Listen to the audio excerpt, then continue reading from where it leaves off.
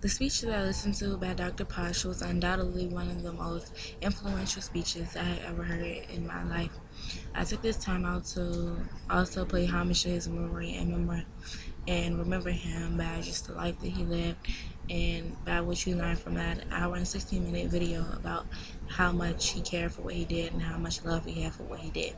I admired the fact that he didn't want people to show any pity in what he did or his life or his memory, but to just live life to the fullest. First, I'll talk to you about his delivery, then I'll speak to you about his use of PowerPoint, and then I'll also speak to you about his storytelling, which is one of the main points that he spoke about in his speech. First, when I speak about his delivery, I would say that his delivery was undoubtedly one of the best I've ever heard. The jokes that he told the audience, the tone that he used with his audience was one of the best tones I had ever heard. He really wanted to make the audience feel comfortable, and although there were some serious topics at times, he really wanted them to just not even focus on the seriousness of each topic, focus on morally about what he wanted them to learn and get from the topic.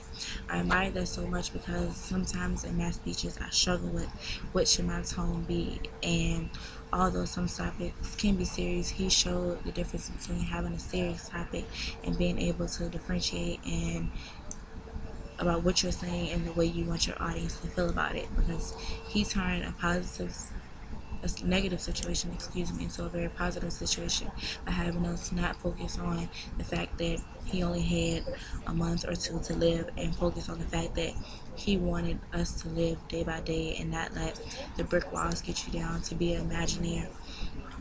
I really loved his delivery of each part. The way that his speech flowed was amazing. The way that he put his words together and used his colleagues as references and things that has happened in his life as references to help him.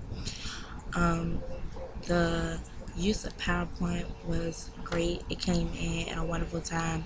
He used things that helped him to look beyond what we just saw as facial things, as surface things.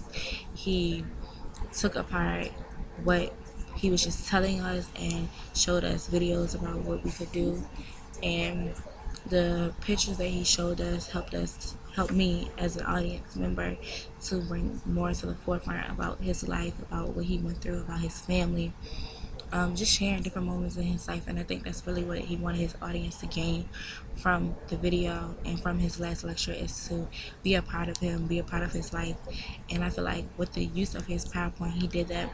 It came in at beautiful times. It helped me as an audience member connect the two together and not just, oh, that's his PowerPoint and that's his speech. He did a wonderful job at putting together the pieces of the PowerPoint to allow it to flow along with the speech. It was brilliantly done, and I really admire it, because sometimes as a speaker you have a hard time trying to get your PowerPoint to flow along with your speech, but the interjections, the interludes that he chose to use with his PowerPoint was genius, perhaps because it worked and flowed so well. His use of storytelling was just groundbreakingly different. It was it worked so well with the topic of his speech, allowing us to, as an audience member, to get what he was saying, to feel what he was saying, to capture everything that he wanted us to get. The use of storytelling in his entire speech took us on a ride with him, took us on the journey with him, took our lives into his life, from when he grew up, about what he wanted to be when he was little, and taking us into different spurts of his life about how he wanted to go about doing certain things, how he did it, about how being an Imagineer was not just imagining things but actually doing it. He made you take his story to life and bring it to life, and made you take it for what it was. And as an audience member, sometimes you have a hard time falling into what the speaker is trying to get, but he did it so flawlessly that you had no choice but to fall into that Disney World dream that let me be an Imagineer, let me realize that the brick walls that popped up was undoubtedly things that we need to take for ourselves, and understand that brick walls are only there to get over and to knock down.